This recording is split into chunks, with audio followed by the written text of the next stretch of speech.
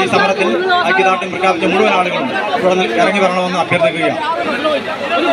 ഉന്നത ഉദ്യോഗസ്ഥന്മാർ, വനംവകുപ്പിന്റെ ഉന്നത ഉദ്യോഗസ്ഥന്മാർ വന്നെങ്കിൽ മാത്രമേ, തക്കതായ മാർഗനിർദ്ദേശം നമുക്ക് ഉണ്ടാക്കി തന്നെങ്കിൽ മാത്രമേ നമ്മൾ ഈ സമരം അവസാനിപ്പിക്കുകയുള്ളൂ.